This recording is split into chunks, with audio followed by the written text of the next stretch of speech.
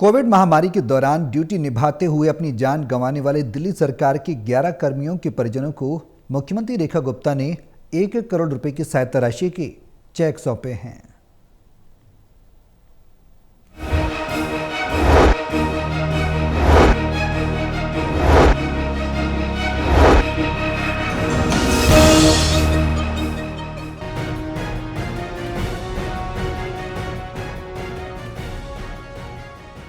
CM Rekha Gupta ने Covid काल में अपने कर्तव्य के प्रति समर्पण दिखाने वाले 11 कर्मवीरों के परिवारों को सम्मानपूर्वक सहायता राशि प्रदान की।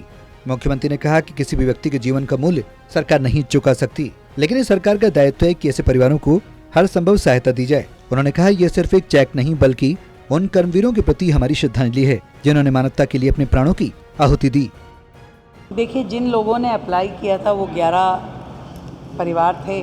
दिल्ली सरकार के पास वर्षों से उनका निवेदन पड़ा हुआ था। मुझे नहीं मालूम कि पिछली सरकार ने क्यों और किस कारण से इन परिवारों की मदद नहीं की, जबकि ये सरकार की नियमावली में भी था और करना ही चाहिए था। दिल्ली की सेवा करते हुए उन्होंने अपनी जान गंवाई।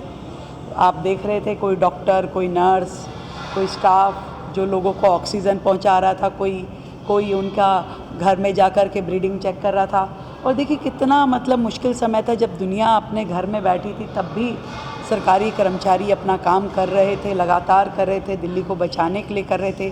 कभी किसी सफाई कर्मचारी ने कभी छुट्टी नहीं ली, कभी किसी डॉक्टर ने, नर्स ने, किसी ने मना नहीं किया। मुख्यमंत्री ने इस अवसर पर पिछली सरकार की उदासीनता पर खेद जताते हुए कहा कि जो सहायता इन परिवारों का अधिकार थी उसे अब सम्मानपूर्वक सौंपा गया। उन्होंने कहा कि पीपल फर्स्ट की नीति पर काम करने वाली दिल्ली सरकार संवेदनशील शासन की मिसाल कायम कर रही है।